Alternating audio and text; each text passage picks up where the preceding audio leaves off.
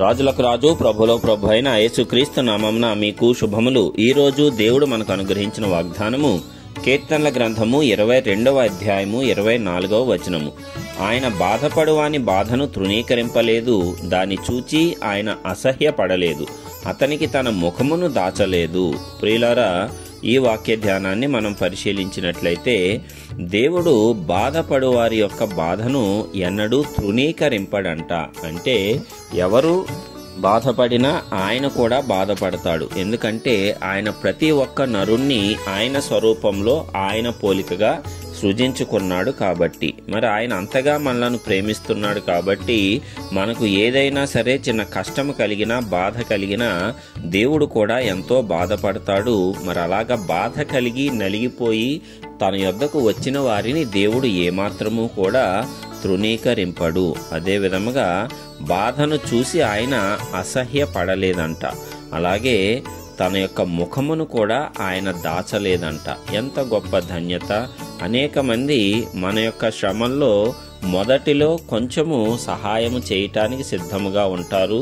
అయితే ఇంకా మనం ఆ శ్రమల్లో కొనసాగుతూ ఉంటే, అనేక సంవత్సరాలుగా ఆ శ్రమలు మనలను వెంటాడుతూ ఉంటే, ఆ బాధలలో మనము చిక్కుకొని ఉంటే ఆ మొదట సహాయం చేసిన వారికి కూడా విసుగు వస్తుంది. ఎంత చేసినా, ఎన్నిసార్లు చేసినా, ఎన్ని సంవత్సరాలు చేసినా వీరి యొక్క స్థితిగతులు మారవు అనేటువంటి స్థిర నిశ్చయానికి వచ్చేసి ఇక విసుగు చెంది వారు దూరంగా వెళ్ళిపోయేటువంటి పరిస్థితులు కూడా ఏర్పడతాయి. ఉదాహరణకు యోబు జీవితంలో మనము చూసుకున్నట్లయితే, యోబు తన యొక్క స్థితిని మొత్తము కూడా తారుమారు అయిపోయి తన యొక్క ఆరోగ్యంను కోల్పోయిన తరువాత అతని భార్య వచ్చి, నీవు దేవుణ్ణి దూషించి శపించి మరణం కమ్ము, ఎందుకు ఈ శ్రమ పడుతున్నావు అని చెప్పి అతన్ని ప్రేరేపించటం మనము చూస్తున్నాము. అంటే ఆ బాధను చూసి ఆమె అసహ్యపడినట్లుగా మనము భావించవచ్చు. అలాగే అతని స్నేహితులు కూడా వచ్చి, నీవు ఏదో తీరని పాపము దేవుని ఎడల చేశావు కాబట్టే ఇది నీకు సంభవించింది అనే రీతిగా అతని బాధను ఇంకా ఎక్కువ చేసేలాగా వారు మాట్లాడారు తప్పిస్తే ఏమాత్రము అతనికి ఆదరణ కలిగించేలాగా వారెవరూ కూడా మాట్లాడలేకపోయారు. మరి మన కుటుంబ సభ్యులు అవ్వచ్చు, మన స్నేహితులు అవ్వచ్చు, అలాంటి ఆదరణ మన బాధలలో ఎవరు కలుగజేసినా కలుగజేయకపోయినా మన దేవాది దేవుడు ఎల్లప్పుడూ మన బాధలలో మనలను ఆదరిస్తాడు. ఆయన మనలను ఎల్లప్పుడూ కూడా స్వీకరిస్తాడు తప్పిస్తే తృణీకరించడు. ఆయన మన స్థితిని చూసి ఎన్నడూ కూడా అసహ్యపడడు. నా బిడ్డ ఇంత ఘోర పాపంలో పడిపోయాడే అని బాధపడతాడు తప్పిస్తే ఆ పాపంను బట్టి బాధపడతాడు గాని నిన్ను బట్టి ఆయన అసహ్యపడడు. నిన్ను స్థిరముగా ప్రేమిస్తూనే ఉంటాడు.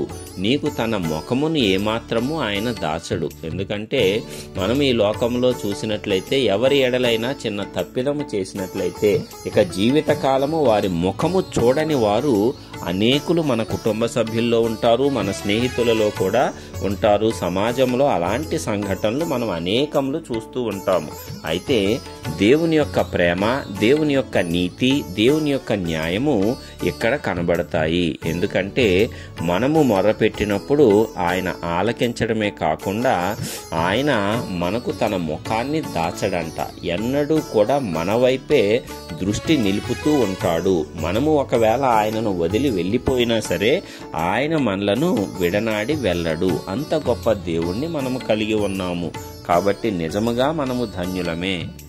మనము మొర్రపెట్టినప్పుడు తప్పనిసరిగా ఆయన ఆలకిస్తాడు. అనేక మంది అపవాది ఎలాగూ చెప్తారు అంటే, ఇక నీవెంత ఘోర పాపము చేశావు కాబట్టి నీ ప్రార్థనలు దేవుడు ఆలకించడు, నీకు సహాయము చేయడు, నీ వైపు అసలు చూడనే చూడడు, నీ మీద దేవుడు అసహ్యపడుతున్నాడు, దేవుడు నిన్ను విడనాడేశాడు, తృణీకరించాడు. ఇలాంటి అబద్ధాలు మోసపరిచేటువంటి అపవాది మనకు వినబడేలాగా చేస్తాడు. మన హృదయము దాని ద్వారా బాధపడి నిజమే కదా అని దేవుని నుంచి మనంతట మనము దూరమయ్యి ఆయన కృపకు మనంతట మనం దూరమయ్యేలాగా అపవాది చేస్తూ ఉంటాడు. కానీ అలాంటి మోసాలలో మనం ఏమాత్రము పడకూడదు. దేవుని గురించి నిజముగా మనము తెలుసుకున్నప్పుడు, ఆయన ప్రేమలోని మాధుర్యమును మనము నిజముగా అనుభవించినప్పుడు ఆయన యొద్ద నుంచి ఎలాంటి పరిస్థితుల్లో కూడా మనము విడనాడి వెళ్ళలేము. కాబట్టి ప్రియులారా, ఈ వాక్య ధ్యానం ద్వారా ధైర్యము తెచ్చుకుందాము. ఎలాంటి బాధలో ఉన్నా సరే దేవుడు మనలను తృణీకరింపలేదని, మన బాధలను చూసి, మన పాప కార్యాలను చూసి ఆయన ఏమాత్రము అసహ్యపడటం లేదని, మన యందు జాలిపడుతున్నాడని, మనకు తన ముఖమును దాచలేదని, మనము ఎప్పుడు ఆయన వైపు తిరుగుతామా అని చూస్తున్నాడని, మనము మొర్ర పెట్టగానే ఆయన ఆలకించి ఉత్తరమిచ్చి మనకు కలిగిన అన్ని బాధలలో నుంచి మనలను విడిపించటానికి సదాకాలము సిద్ధముగా ఉన్నాడని గమనిద్దాము. మరి ఆయన యొక్క కృపను అపరిమితంగా పొందుకొని సంతోషకరమైన జీవితాన్ని జీవిద్దాము. ప్రార్థించుకుందాం. స్తుతులకు పాత్రుడా, సర్వశక్తిమంతుడైనటువంటి ప్రియ పరలోకపు తండ్రి, నీ ఘనమైన నామానికి వందనములు, స్తోత్రములు. ఇదిగో తండ్రి, ఇప్పటి వరకు నీ రెక్కల నీడన మమ్మల్ని భద్రపరిచి కాపాడి రక్షించి ఉన్నావు. నీకే వందనములయ్యా. మరి ఇదిగో నీవిచ్చినటువంటి యొక్క వాక్య ధ్యానమును బట్టి నీకే స్తోత్రములు. నీ వాక్యము మా హృదయములకు ఆదరణ కలిగిస్తుంది, నెమ్మదిని కలిగిస్తుంది. బాధపడు వారి యొక్క బాధను నీవు తృణీకరింపవని, నీవు వారి యొక్క బాధను చూసి గాని, వారు పడిపోయిన స్థితిని గాని చూసి ఏమాత్రము అసహ్యపడవని, మాకు ఏమాత్రము నీ ముఖము చాటు చేయవని, ముఖము త్రిప్పుకోవని, మేము మొర్ర పెట్టగా నీవు ఆలకిస్తావని నీ వాక్యం ద్వారా నీవు స్పష్టము చేసి మాకు ధైర్యాన్ని కలిగించినందుకు నీకే స్తోత్రములు. ఇదిగో తండ్రి, ఈ వాక్యం వింటున్న ఏ ఒక్క బిడ్డ అయినా సరే ఎలాంటి బాధాకరమైన స్థితిలో ఉన్నా, ఎలాంటి ఘోరమైన స్థితిలో పడిపోయినా సరే నీవు వారందరినీ కూడా కనికరించండి. నీ ఉత్తమమైనటువంటి కృప వారికి ఆదరణ కలిగించేలాగా నీవు విస్తరింపజేయండి. ఇదిగో మా దేవా, మరి వాక్యం వింటున్న ప్రతి ఒక్కరి జీవితాలను నీవు మార్చండి. నీకు మొర్ర పెట్టే వారిగా మంచి మనస్సాక్షిని మా అందరికీ అనుగ్రహించండి. బాధలో నీకు దూరము చేయాలి అని అపవాది చేస్తున్న ప్రతి ప్రయత్నాన్ని మేమందరము జయించగలిగి నీ యొద్దకు వచ్చి మొర్రపెట్టి ప్రతి విషయంలోనూ ఆదరణ పొంది ప్రతి విషయంలోనూ సంతోషకరంగా మా జీవితాలను మార్చుకోవటానికి నీ కృపను మాకు అనుగ్రహించండి. తగిన జ్ఞానాత్మను మా మీద కృమ్మరించండి.